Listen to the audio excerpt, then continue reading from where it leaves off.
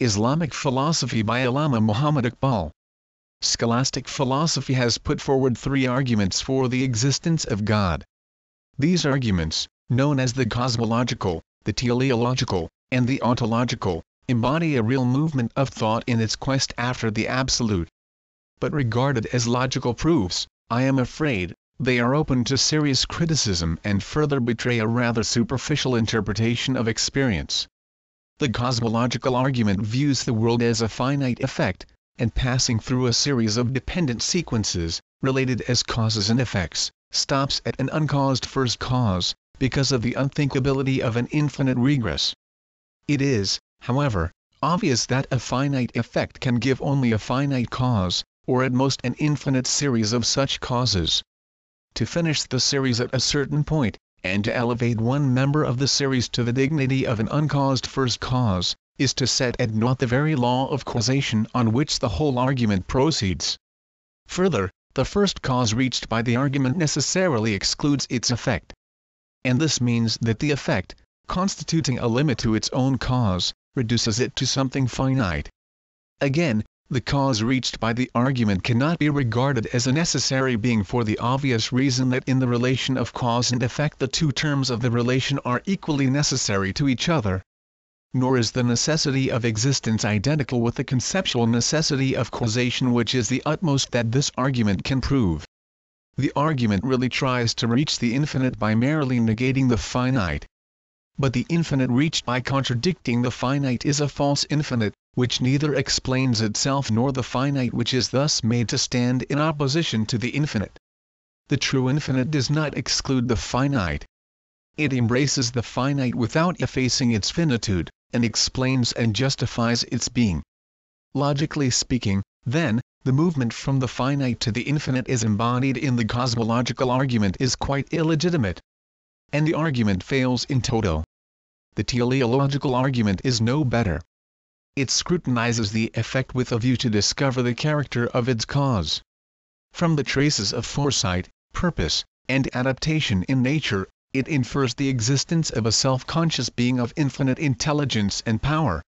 At best, it gives us a skillful external contriver working on a pre-existing dead and intractable material, the elements of which are, by their own nature, incapable of orderly structures and combinations. The argument gives us a contriver only and not a creator. And even if we suppose him to be also the creator of his material, it does no credit to his wisdom to create his own difficulties by first creating intractable material, and then overcoming its resistance by the application of methods alien to its original nature. The designer regarded as external to his material must always remain limited by his material, and hence a finite designer whose limited resources compel him to overcome his difficulties after the fashion of a human mechanician. The truth is that the analogy on which the argument proceeds is of no value at all. There is really no analogy between the work of the human artificer and the phenomena of nature. The human artificer cannot work out his plan except by selecting and isolating his materials from their natural relations and situations. Nature, however, constitutes a system of wholly interdependent members. Her processes present no analogy to the architect's work, which, depending on a progressive isolation and integration of its material, can offer no resemblance to the evolution of organic wholes in nature. The ontological argument, which has been presented in various forms by various thinkers, has always appealed most to the speculative mind. The Cartesian form of the argument runs thus: to say that an attribute is contained in the nature or in the concept of a thing is the same as to say that the attribute is true of this thing and that it may be affirmed to be in it. But necessary existence is contained in the nature or the concept of God. Hence it may be with truth affirmed that necessary existence is in God, or that God exists. One Descartes supplements this argument by another. We have the idea of a perfect being in our mind. What is the source of the idea? It cannot come from nature, for nature exhibits nothing but change. It cannot create the idea of a perfect being. Therefore, corresponding to the idea in our mind, there must be an objective counterpart which is the cause of the idea of a perfect being in our mind. This argument is somewhat of the nature of the cosmological argument, which I have already criticized. But whatever may be the form of the argument, It is clear that the conception of existence is no proof of objective existence. As in Kant's criticism of this argument, the notion of $300 in my mind cannot prove that I have them in my pocket too. All that the argument proves is that the idea of a perfect being includes the idea of his existence. Between the idea of a perfect being in my mind and the objective reality of that being there is a gulf which cannot be bridged over by a transcendental act of thought. The argument, as stated, is in fact a Pittasio Principi 3, for it takes for granted the very point in question, that is the transition from the logical to the real. I hope I have made it clear to you that the ontological and the teleological arguments, as ordinarily stated, carry us nowhere. And the reason of their failure is that they look upon thought as an agency working on things from without. This view of thought gives us a mere mechanician in the one case, and creates an unbridgeable gulf between the ideal and the real in the other. It is, however, possible to take thought not as a principle which organizes and integrates its material from the outside, but as a potency which is formative of the very being of its material. Thus regarded, thought or idea is not alien to the original nature of things. It is their ultimate ground and constitutes the very essence of their being, infusing itself in them from the very beginning of their career and inspiring their onward march to a self-determined end. But our present situation necessitates the dualism of thought and being. Every act of human knowledge bifurcates what might on proper inquiry turn out to be a unity into a self that knows and a confronting other that is known. That is why we are forced to regard the object that confronts the self as something existing in its own right, external to and independent of the self, whose act of knowledge makes no difference to the object known. The true significance of the ontological and the teleological arguments will appear only if we are able to show that the human situation is not final and that thought and being are ultimately one. This is possible only if we carefully examine and interpret experience, following the clue furnished by the Curian, which regards experience within and without as symbolic of a reality described by it, for as the first and the last, the visible and the invisible. 5 This I propose to do in the present lecture. Now experience, as unfolding itself in time, presents three main levels: the level of matter, the level of life, and the level of mind and consciousness, the subject matter of physics, biology, and psychology, respectively. Let us first turn our attention to matter. In order exactly to appreciate the position of modern physics, it is necessary to understand clearly what we mean by matter. Physics, as an empirical science, deals with the facts of experience, that is, sense experience. The physicist begins and ends with sensible phenomena, without which it is impossible for him to verify his theories. He may postulate imperceptible entities, such as atoms. But he does so because he cannot otherwise explain his sense experience. Thus physics studies the material world, that is to say, the world revealed by the senses. The mental processes involved in this study, and similarly religious and aesthetic experience, though part of the total range of experience, are excluded from the scope of physics for the obvious reason that physics is restricted to the study of the material world, by which we mean the world of things we perceive. But when I ask you what are the things you perceive in the material world, you will, of course, mention the familiar things around you, for example earth, sky, mountains, chairs, tables, etc. When I further ask you what exactly you perceive of these things, you will answer their qualities. It is clear that in answering such a question we are really putting an interpretation on the evidence of our senses. The interpretation consists in making a distinction between the thing and its qualities. This really amounts to a theory of matter, that is, of the nature of sense data, their relation to the perceiving mind and their ultimate causes. The substance of this theory is as follows: the sense objects, colors, sounds, etc. are states of the perceiver's mind, and as such excluded from nature, regarded as something objective. For this reason they cannot be in any proper sense qualities of physical things. When I say the sky is blue, it can only mean that the sky produces a blue sensation in my mind, and not that the color blue is a quality found in the sky. As mental states they are impressions, that is to say, they are effects produced in us. The cause of these effects is matter, or material things acting through our sense organs, nerves, and brain on our mind. This physical cause acts by contact or impact. Hence it must possess the qualities of shape, size, solidity and resistance.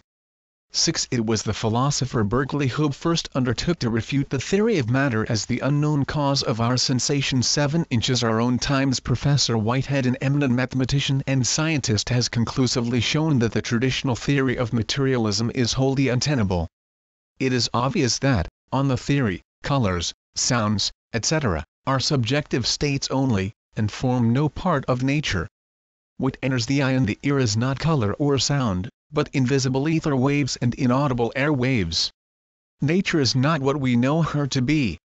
Our perceptions are illusions and cannot be regarded as genuine disclosures of nature, which, according to the theory, is bifurcated into mental impressions, on the one hand, and the unverifiable, imperceptible entities producing these impressions, on the other. If physics constitutes a really coherent and genuine knowledge of perceptively known objects, the traditional theory of matter must be rejected for the obvious reason that it reduces the evidence of our senses, on which alone the physicist, as observer and experimenter, must rely, to the mere impressions of the observer's mind. Between nature and the observer of nature, the theory creates a gulf which he is compelled to bridge over by resorting to the doubtful hypothesis of an imperceptible something, occupying an absolute space like a thing in a receptacle and causing our sensation by some kind of impact. In the words of Professor Whitehead, the theory reduces one half of nature to a dream and the other half to a conjecture. 8. Thus physics, finding it necessary to criticize its own foundations, has eventually found reason to break its own idol, and the empirical attitude which appeared to necessitate scientific materialism has finally ended in a revolt against matter. Since objects, then, are not subjective states caused by something imperceptible called matter, they are genuine phenomena which constitute the very substance of nature and which we know as they are in nature. But the concept of matter has received the greatest blow from the hand of Einstein, another eminent physicist, whose discoveries have laid the foundation of a far-reaching revolution in the entire domain of human thought. The theory of relativity by merging time into space-time, says Mr. Russell, has damaged the traditional notion of substance more than all the arguments of the philosophers. Matter, for common sense, is something which persists in time and moves in space. But for modern relativity physics this view is no longer tenable. A piece of matter has become not a persistent thing with varying states, but a system of interrelated events. The old solidity is gone, and with it the characteristics that to the materialist made matter seem more real than fleeting thoughts. According to Professor Whitehead, therefore, nature is not a static fact situated in an adynamic void, but a structure of events possessing the character of a continuous creative flow which thought cuts up into isolated immobilities out of whose mutual relations arise the concepts of space and time. Thus we see how modern science utters its agreement with Berkeley's criticism, which it once regarded as an attack on its very foundation. The scientific view of nature as pure materiality is associated with the Newtonian view of space as an absolute void in which things are situated. This attitude of science has, no doubt, ensured its speedy progress. But the bifurcation of a total experience into two opposite domains of mind and matter has today forced it, in view of its own domestic difficulties, to consider the problems which, in the beginning of its career, it completely ignored. The criticism of the foundations of the mathematical sciences has fully disclosed that the hypothesis of a pure materiality, unenduring stuff situated in an absolute space, is unworkable. Is space an independent void in which things are situated and which would remain intact if all things were withdrawn? The ancient Greek philosopher Zeno approached the problem of space through the question of movement in space. His arguments for the unreality of movement are well known to the students of philosophy, and ever since his days the problem has persisted in the history of thought and received the keenest attention from successive generations of thinkers. Two of these arguments may be noted here. 9. Zeno, who took space to be infinitely divisible, argued that movement in space is impossible. Before the moving body can reach the point of its destination it must pass through half the space intervening between the point of start and the point of destination. And before it can pass through that half it must travel through the half of the half, and so on to infinity. We cannot move from one point of space to another without passing through an infinite number of points in the intervening space.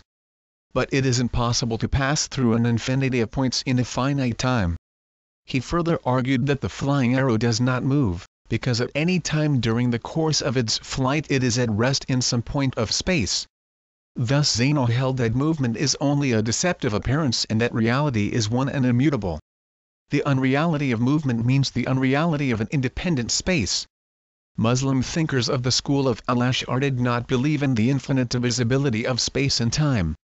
With them space, time, and motion are made up of points and instants which cannot be further subdivided. Thus they proved the possibility of movement on the assumption that infinitesimals do exist.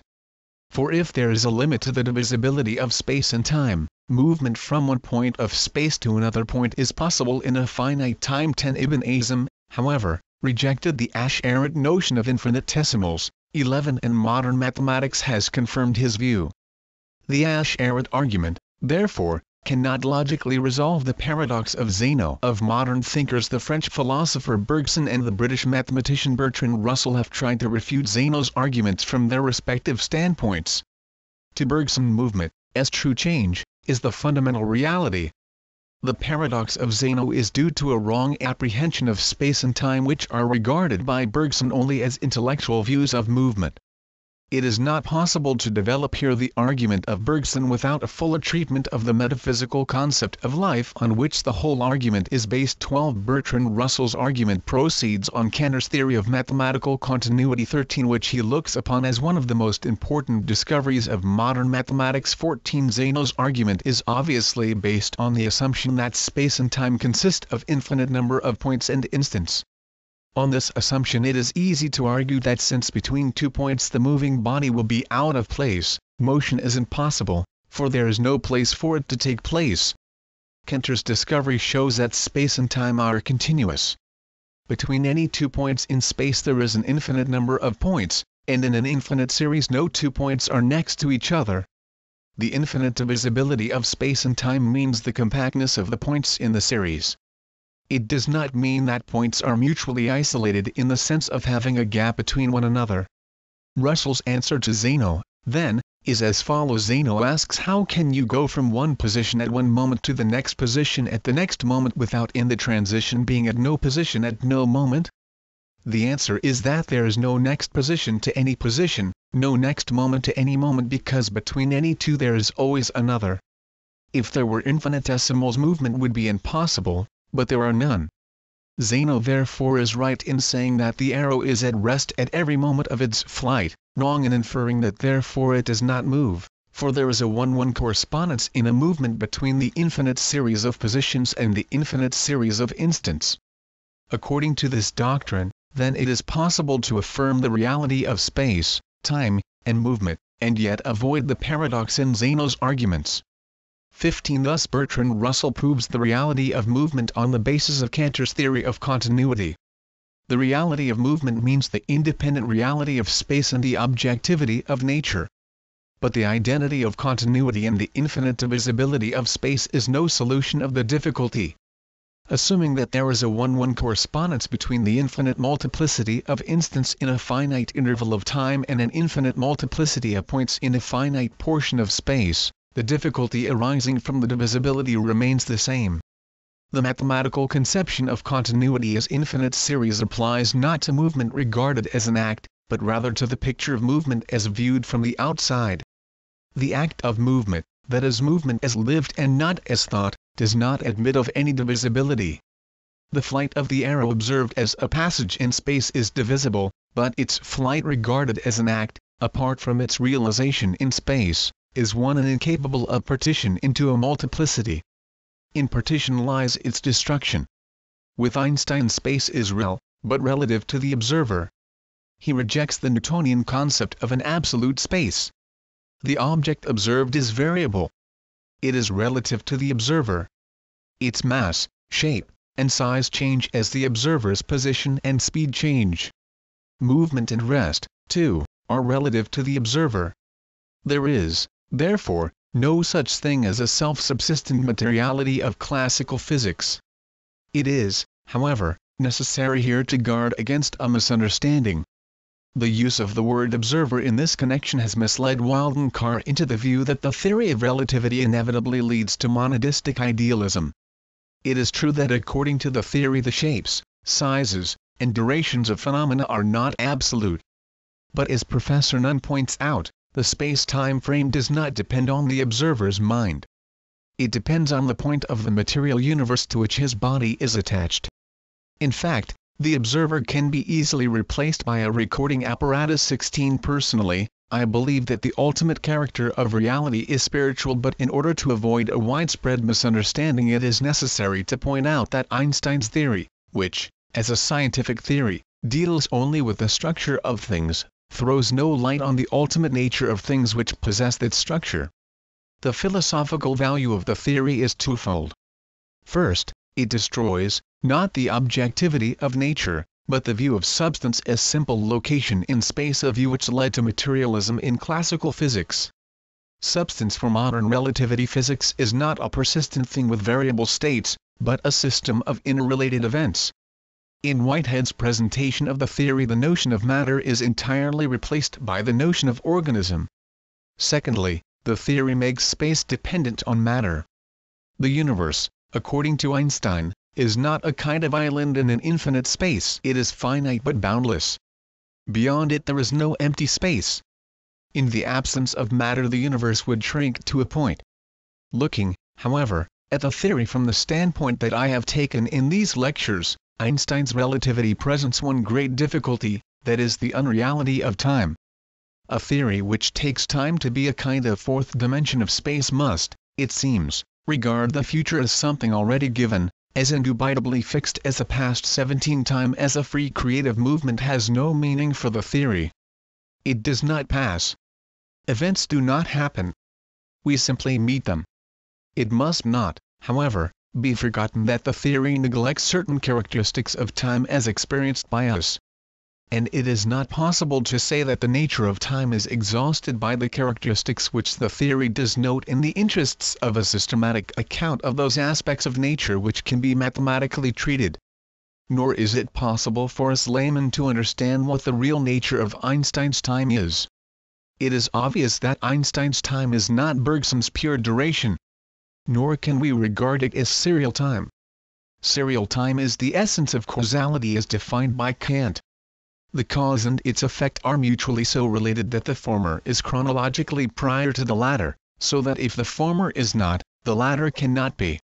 If mathematical time is serial time, then on the basis of the theory it is possible, by a careful choice of the velocities of the observer and the system in which a given set of events is happening, to make the effect precede its cause. 18 It appears to me that time regarded as a fourth dimension of space really ceases to be time.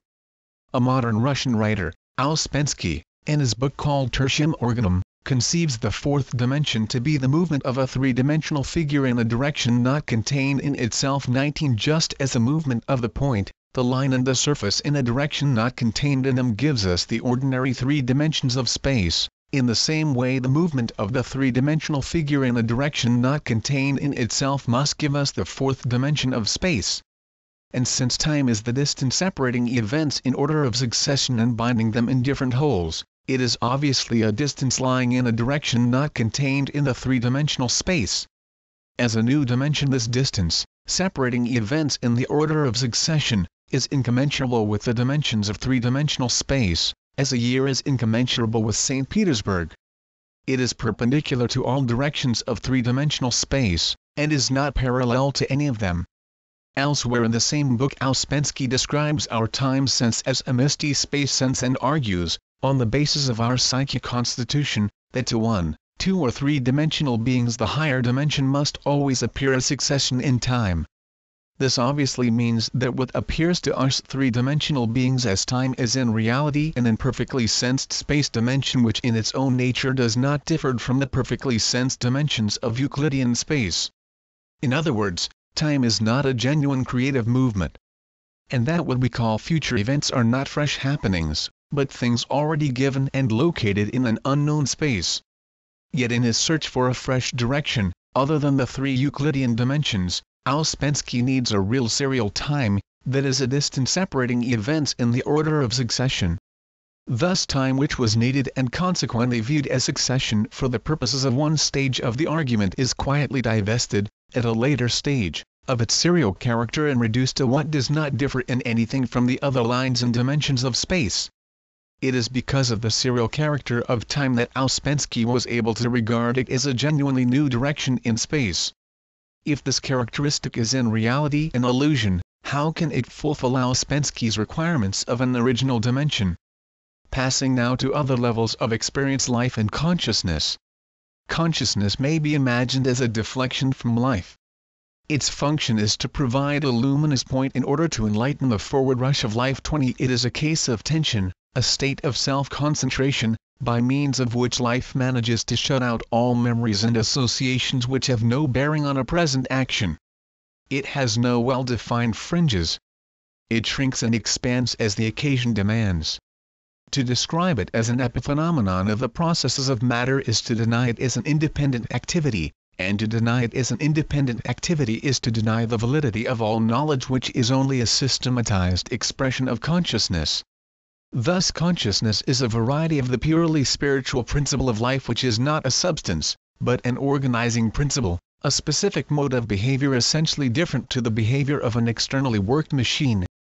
Since, however, we cannot conceive of a purely spiritual energy, except in association with a definite combination of sensible elements through which it reveals itself, we are apt to take this combination as the ultimate ground of spiritual energy. The discoveries of Newton in the sphere of matter and those of Darwin in the sphere of natural history reveal a mechanism.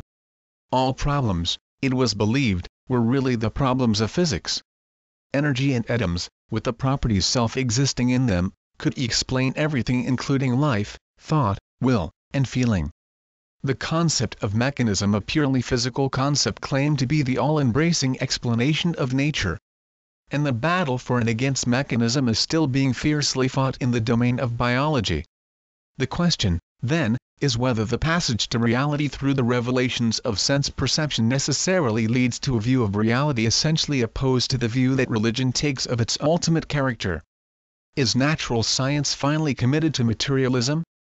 There is no doubt that the theories of science constitute trustworthy knowledge, because they are verifiable and enable us to predict and control the events of nature.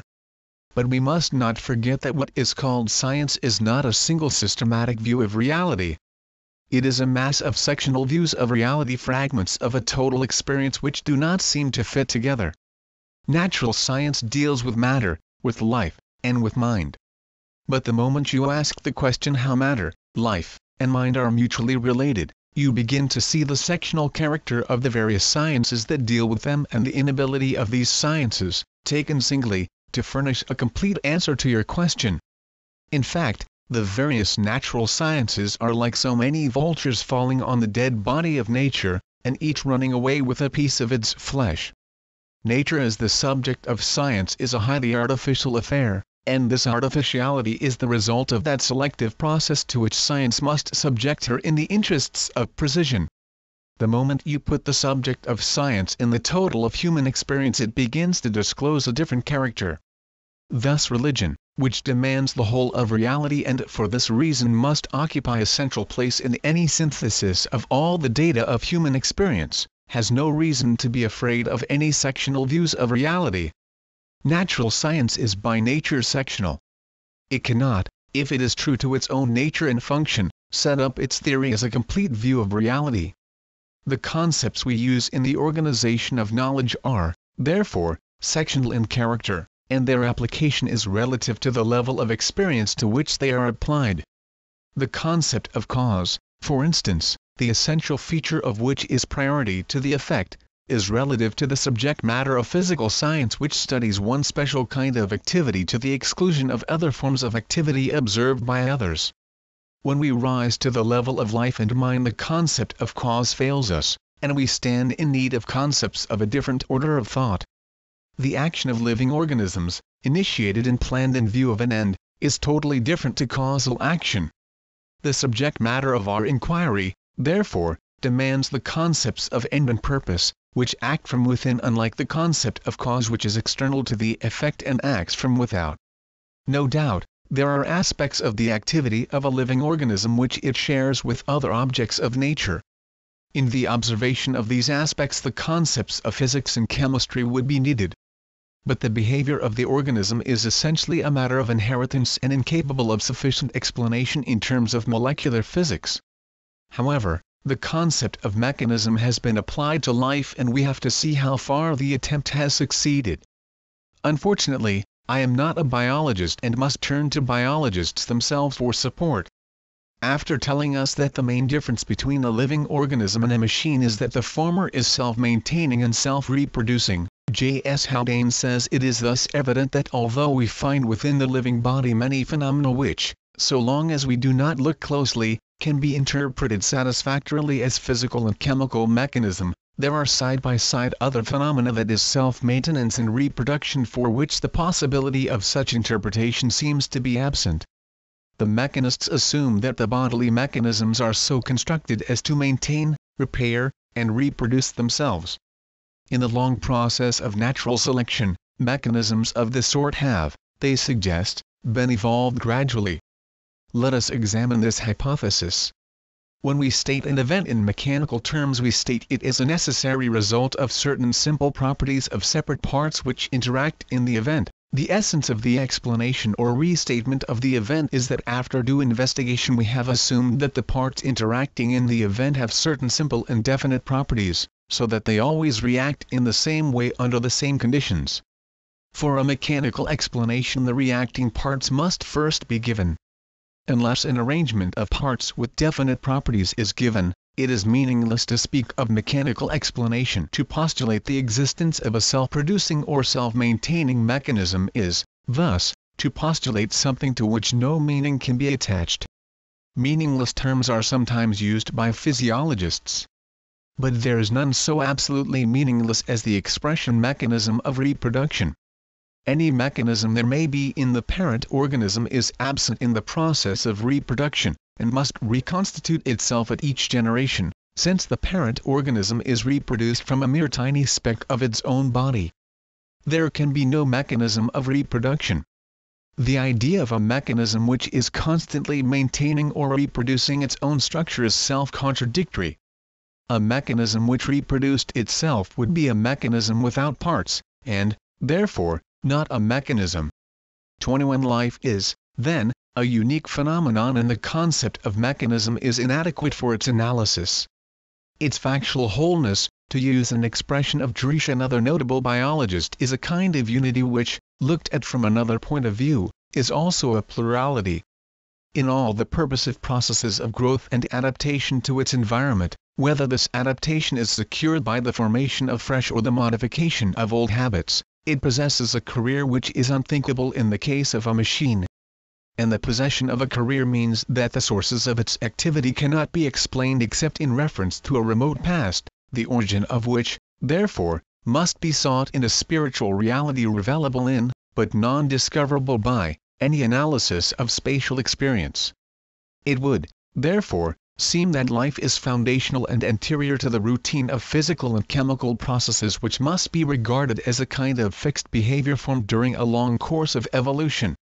Further, the application of the mechanistic concepts to life, necessitating the view that the intellect itself is a product of evolution, brings science into conflict with its own objective principle of investigation. On this point I will quote a passage from Walden Carr, who has given a very pointed expression to this conflict. If intellect is a product of evolution, the whole mechanistic concept of the nature and origin of life is absurd, and the principle which science has adopted must clearly be revised. We have only to state it to see the self-contradiction. How can the intellect, a mode of apprehending reality, be itself an evolution of something which only exists as an abstraction of that mode of apprehending, which is the intellect? If intellect is an evolution of life, then the concept of the life which can evolve intellect as a particular mode of apprehending reality must be the concept of a more concrete activity than that of any abstract mechanical movement which the intellect can present to itself by analyzing its apprehended content. And yet further, if the intellect be a product of the evolution of life, it is not absolute but relative to the activity of the life which has evolved it. How then, in such case, can science exclude the subjective aspect of the knowing and build on the objective presentation as an absolute? Clearly the biological sciences necessitate a reconsideration of the scientific principle. 22. I will now try to reach the primacy of life and thought by another route, and carry you a step farther in our examination of experience. This will throw some further light on the primacy of life and will also give us an insight into the nature of life as a psychic activity. We have seen that Professor Whitehead describes the universe, not as something static, but as a structure of events possessing the character of a continuous creative flow. This quality of nature's passage in time is perhaps the most significant aspect of experience which the Curian especially emphasizes and which, as I hope to be able to show in the sequel, offers the best clue to the ultimate nature of reality. To some of the verses 190-91 to 164, 24, 44, 23 bearing on the point I have already drawn your attention. In view of the great importance of the subject I will add here a few more. Verily, in the alternations of night and of day and in all that God hath created in the heavens and in the earth are signs to those who fear him. 10:6.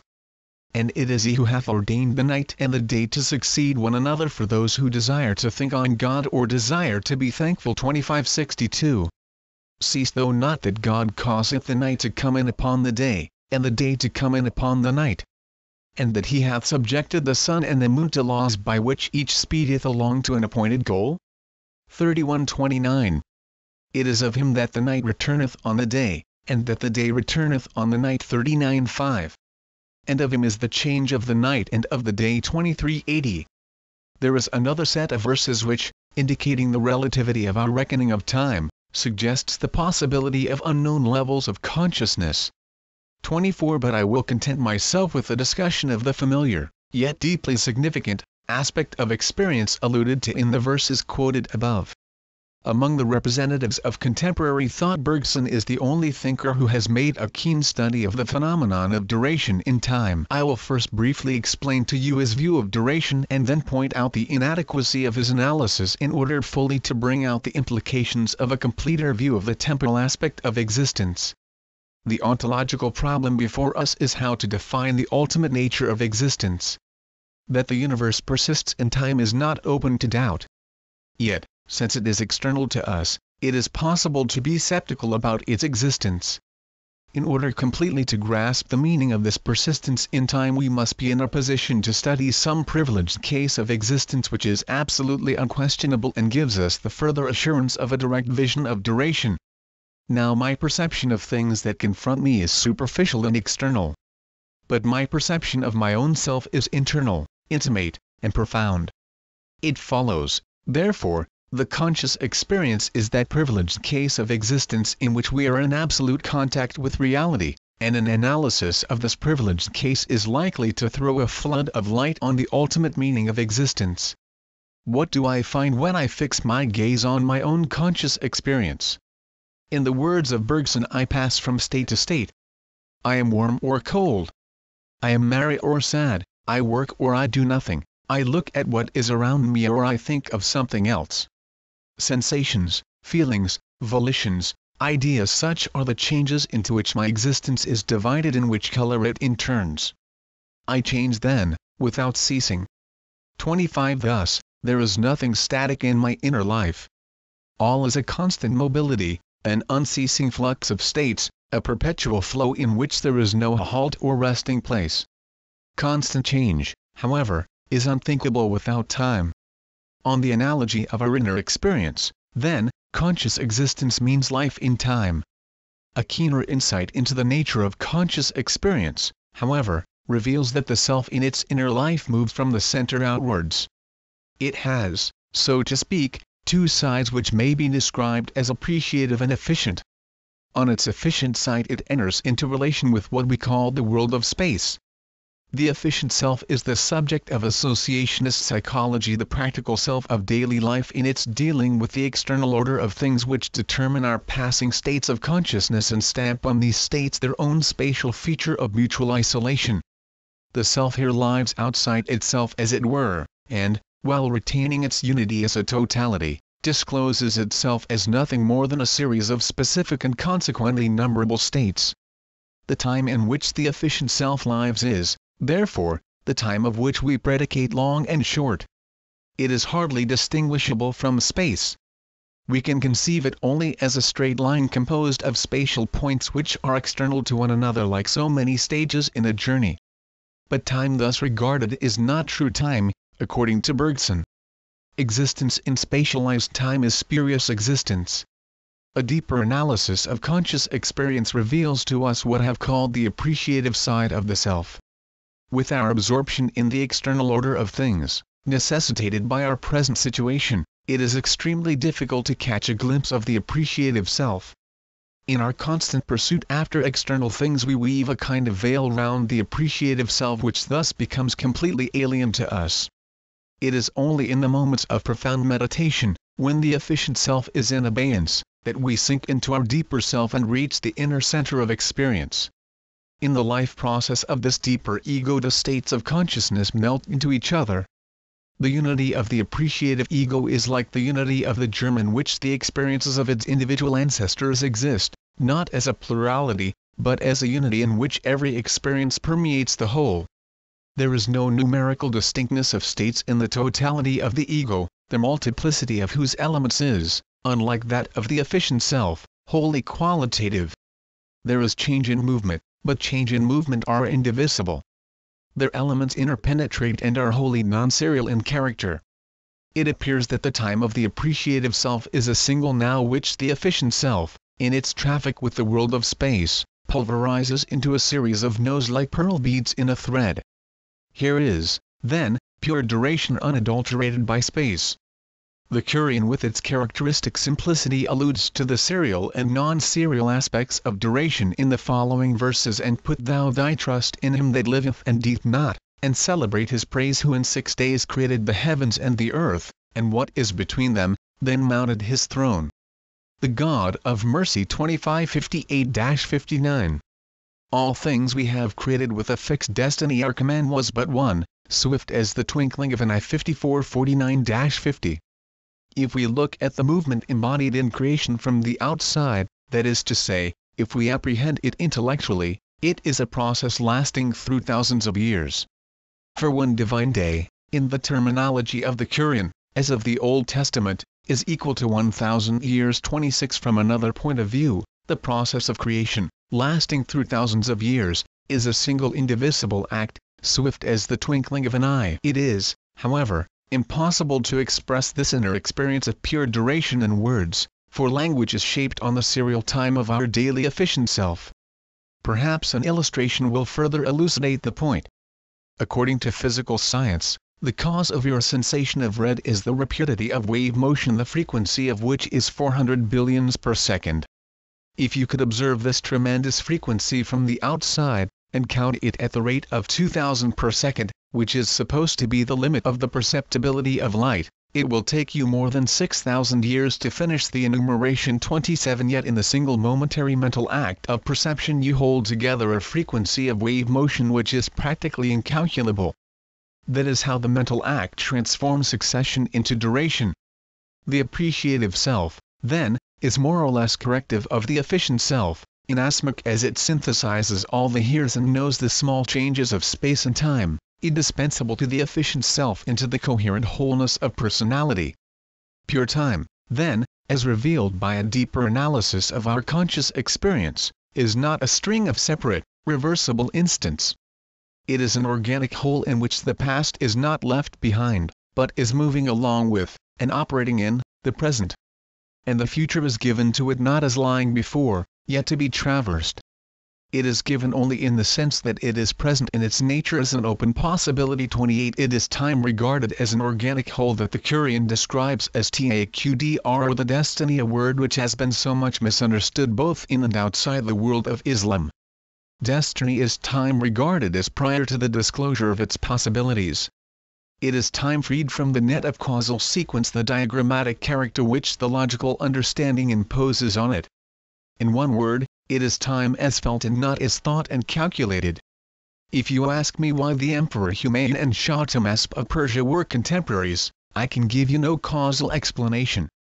The only answer that can possibly be given is that the nature of reality is such that among its infinite possibilities of becoming, the two possibilities known as the lies of Humayun and Shah Tahmasp should realize themselves together.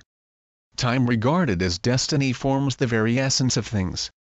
As the Quran says, God created all things and assigned to each its destiny. 29 The destiny of a thing then is not an unrelenting fate working from without like a taskmaster.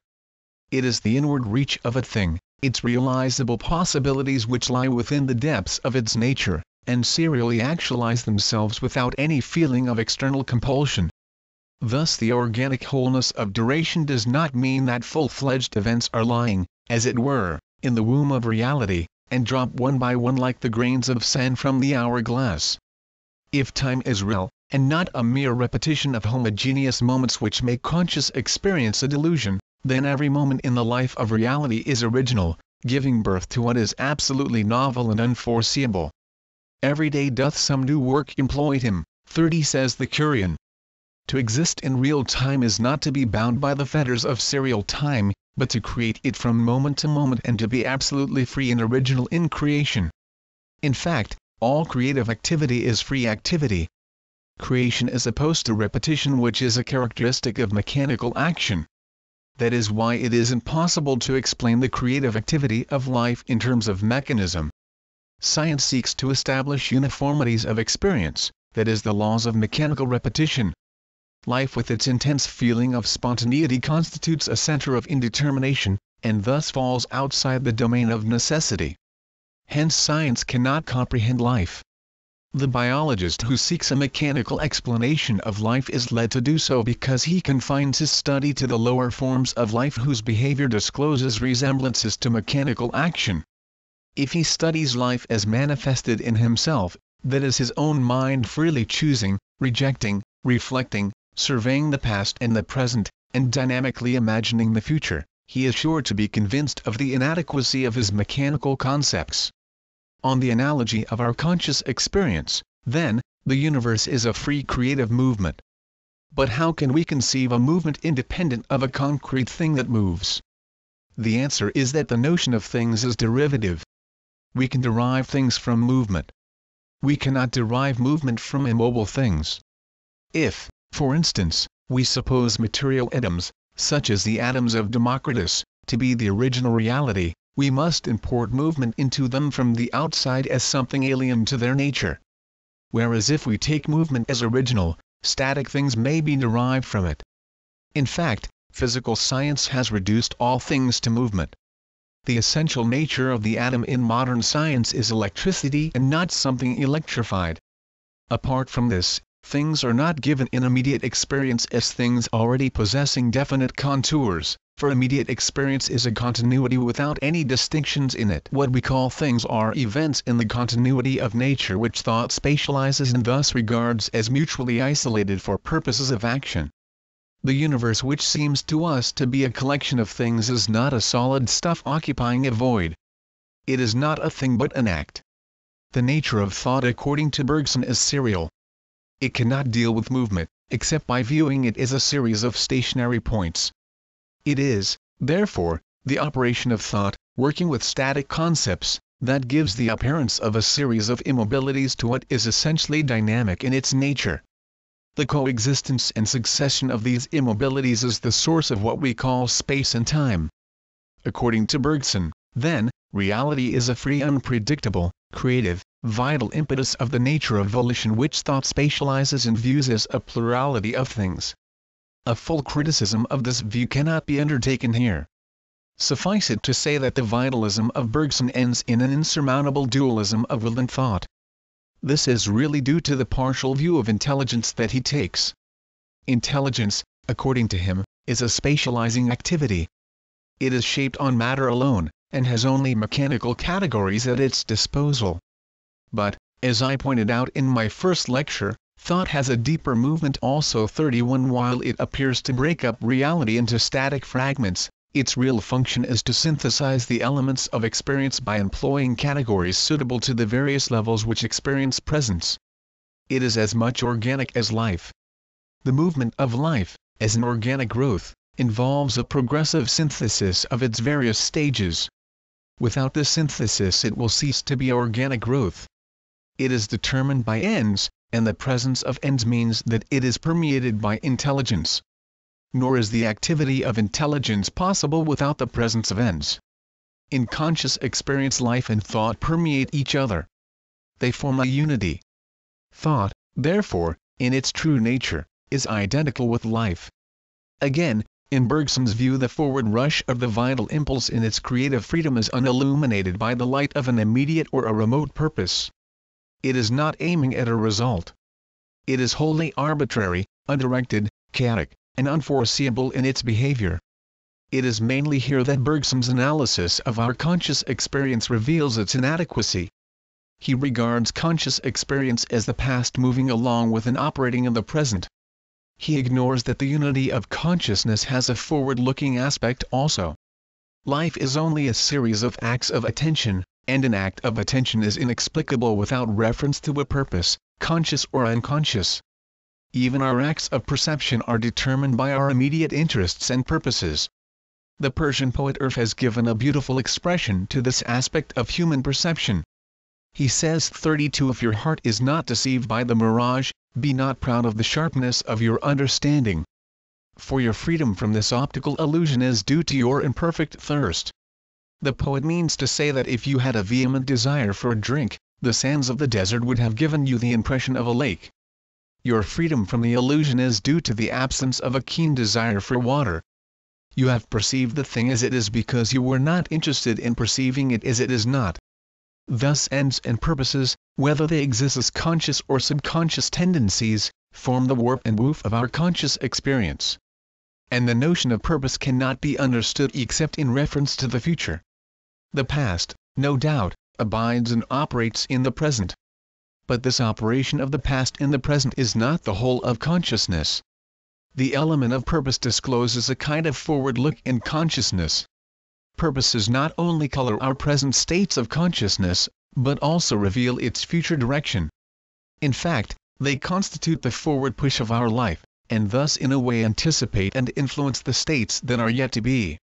To be determined by an end is to be determined by what ought to be. Thus past and future both operate in the present state of consciousness, and the future is not wholly undetermined as Bergson's analysis of our conscious experience shows. A state of attentive consciousness involves both memory and imagination as operating factors. On the analogy of our conscious experience, therefore, reality is not a blind vital impulse wholly unilluminated by idea. Its nature is through and through teleological.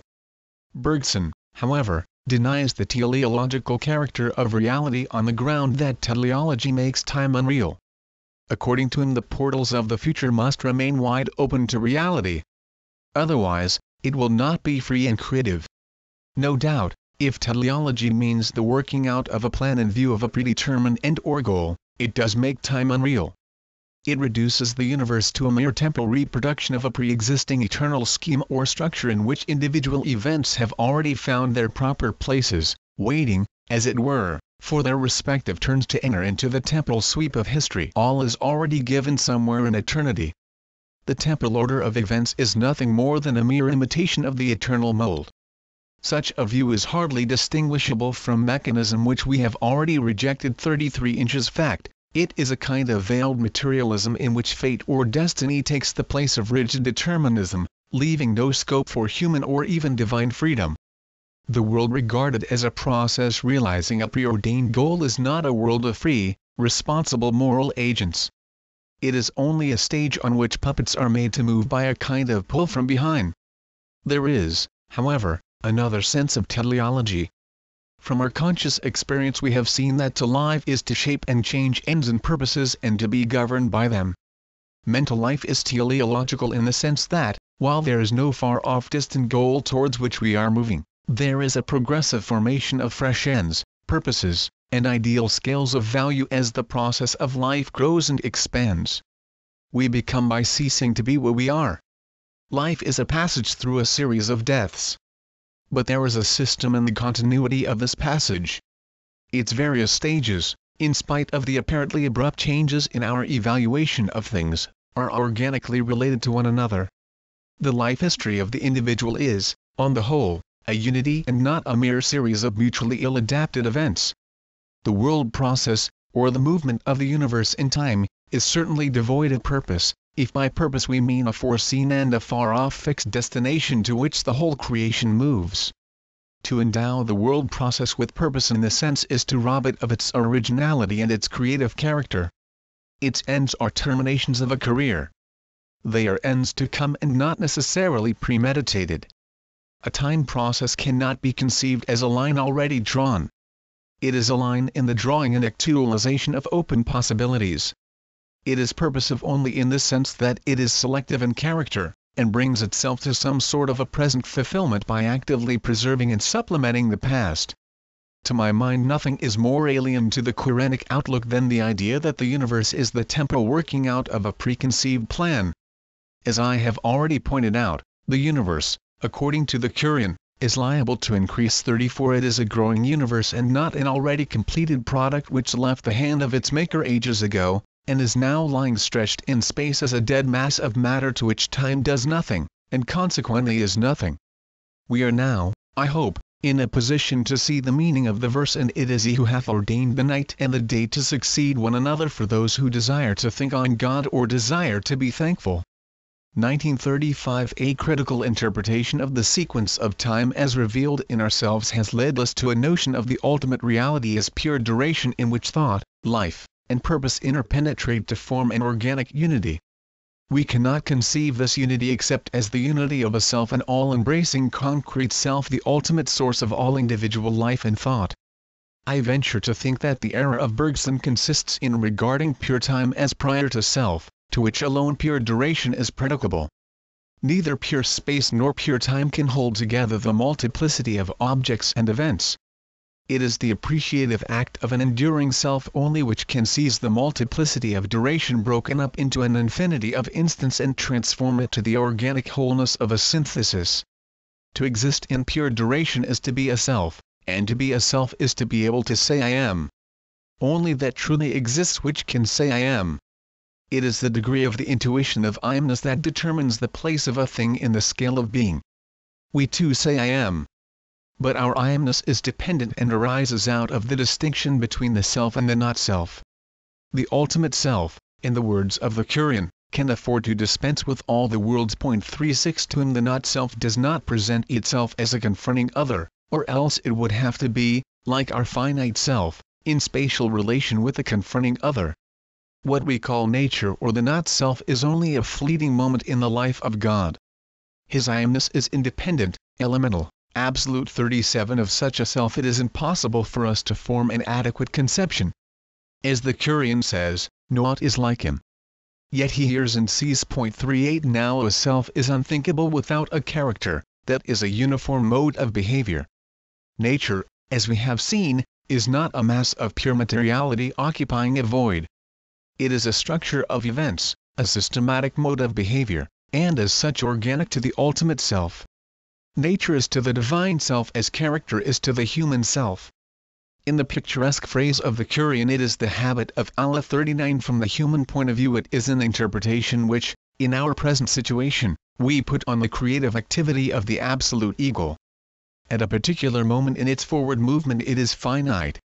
But since the self to which it is organic is creative, it is liable to increase, and is consequently boundless in the sense that no limit to its extension is final. Its boundlessness is potential, not actual. Nature, then, must be understood as a living, ever-growing organism whose growth has no final external limits. Its only limit is internal, that is the immanent self which animates and sustains the whole. As the Quran says, and verily unto thy Lord is the limit. 53:42. Thus the view that we have taken gives a fresh spiritual meaning to physical science. The knowledge of nature is the knowledge of God's behavior. In our observation of nature we are virtually seeking a kind of intimacy with the absolute ego. And this is only another form of worship. 40 The above discussion takes time as an essential element in the ultimate reality. The next point before us, therefore, is to consider the late Dr. M.C. Taggart's argument relating to the unreality of time. 41 Time, according to Dr. M.C. Taggart, is unreal because every event is past, present, and future. Queen Anne's death, for instance, is past to us. It was present to her contemporaries and future to William III. Thus the event of Anne's death combines characteristics which are incompatible with each other. It is obvious that the argument proceeds on the assumption that the serial nature of time is final. If we regard past, present, and future as essential to time, then we picture time as a straight line, part of which we have traveled and left behind, and part lies yet untraveled before us. This is taking time, not as a living creative moment, but as a static absolute, holding the ordered multiplicity of fully shaped cosmic events, revealed serially, like the pictures of a film, to the outside observer. We can indeed say that Queen Anne's death was future to William III, if this event is regarded as already fully shaped, and lying in the future, waiting for its happening. But a future event, as Broad justly points out, cannot be characterized as an event 42 before the death of Anne. The event of her death did not exist at all. During Anne's life the event of her death existed only as an unrealized possibility in the nature of reality, which included it as an event only when, in the course of its becoming, it reached the point of the actual happening of that event. The answer to Dr. M.C. Taggart's argument is that the future exists only as an open possibility, and not as a reality. Nor can it be said that an event combines incompatible characteristics when it is described both as past and present. When an event X does happen, it enters into an unalterable relation with all the events that have happened before it. These relations are not at all affected by the relations of X with other events which happen after X by the further becoming of reality. No true or false proposition about these relations will ever become false or true. Hence there is no logical difficulty in regarding an event as both past and present. It must be confessed, however, that the point is not free from difficulty and requires much further thinking. It is not easy to solve the mystery of time. 43 Augustine's profound words are as true today as they were when they were uttered. If no one questions me of time, I know it. If I would explain to a questioner, I know it not. 1944 Personally, I am inclined to think that time is an essential element in reality. But real time is not serial time, to which the distinction of past, present, and future is essential. It is pure duration, that is change without succession, which M.C. Taggart's argument does not touch. Serial time is pure duration pulverized by thought, a kind of device by which reality exposes its ceaseless creative activity to quantitative measurement. It is in this sense that the Curian says, "And of him is the change of the night and of the day." 1945 But the question you are likely to ask is, can change be predicated of the ultimate ego? We, as human beings, are functionally related to an independent world process. The conditions of our life are mainly external to us. The only kind of life known to us is desire, pursuit, failure, or attainment, a continuous change from one situation to another. From our point of view, life is change, and change is essentially imperfection. At the same time, since our conscious experience is the only point of departure for all knowledge, we cannot avoid the limitation of interpreting facts in the light of our own inner experience. An anthropomorphic conception is especially unavoidable in the apprehension of life. For life can be apprehended from within only. As the poet Nasir of Sirhind imagines the idol saying to the Brahman, "Thou hast made me after thine own image. After all, what hast thou seen beyond thyself?" 1946 It was the fear of conceiving divine life after the image of human life that the Spanish Muslim theologian Ibn Hazm hesitated to predicate life of God, and ingeniously suggested that God should be described as living, not because he is living in the sense of our experience of life, but only because he is so described in the Quran 47, confining himself to the surface of our conscious experience and ignoring its deeper phases. Ibn Hazm must have taken life as a serial change, a succession of attitudes towards an obstructing environment. Serial change is obviously a mark of imperfection. And, if we confine ourselves to this view of change, the difficulty of reconciling divine perfection with divine life becomes insuperable. Ibn Hazm must have felt that the perfection of God can be retained only at the cost of his life. There is, however, a way out of the difficulty. The absolute ego, as we have seen, is the whole of reality. He is not so situated as to take a perspective view of an alien universe. Consequently, the phases of his life are wholly determined from within. Change, therefore, in the sense of a movement from an imperfect to a relatively perfect state, or vice versa, is obviously inapplicable to his life. But change in this sense is not the only possible form of life. A deeper insight into our conscious experience shows that beneath the appearance of serial duration there is true duration. The ultimate ego exists in pure duration, wherein change ceases to be a succession of varying attitudes, and reveals its true character as continuous creation, untouched by weariness. 48 and unsizable by slumber or sleep. 49 To conceive the ultimate ego as changeless in the sense of change is to conceive him as utter inaction, a motiveless, stagnant neutrality, an absolute nothing. To the creative self, change cannot mean imperfection. The perfection of the creative self consists, not in a mechanistically conceived immobility, as Aristotle might have led Ibn Hazm to think. It consists in the vaster basis of his creative activity and the infinite scope of his creative vision. God's life is self-revelation, not the pursuit of an ideal to be reached. The not yet of man does mean pursuit and may mean failure. The not yet of God means unfailing realization of the infinite creative possibilities of his being, which retains its wholeness throughout the entire process. In the endless, self-repeating flows forevermore the same. Myriad arches, springing, meeting, hold at rest the mighty frame. Streams from all things love of living, grandest star and humblest clod. All the straining, all the striving is eternal peace in God. 50 God. Thus a comprehensive philosophical criticism of all the facts of experience on its efficient as well as appreciative side brings us to the conclusion that the ultimate reality is a rationally directed creative life. To interpret this life as an ego is not to fashion God after the image of man. It is only to accept the simple fact of experience that life is not a formless fluid, but an organizing principle of unity, a synthetic activity which holds together and focalizes the dispersing dispositions of the living organism for a constructive purpose. The operation of thought, which is essentially symbolic in character, veils the true nature of life, and can picture it only as a kind of universal current flowing through all things. The result of an intellectual view of life, therefore, is necessarily pantheistic. But we have a first-hand knowledge of the appreciative aspect of life from within. Intuition reveals life as a centralizing ego. This knowledge, however imperfect as giving us only a point of departure, is a direct revelation of the ultimate nature of reality. Thus the facts of experience justify the inference that the ultimate nature of reality is spiritual, and must be conceived as an ego. But the aspiration of religion soars higher than that of philosophy. Philosophy is an intellectual view of things, and, as such, does not care to go beyond a concept which can reduce all the rich variety of experience to a system. It sees reality from a distance, as it were. Religion seeks a closer contact with reality.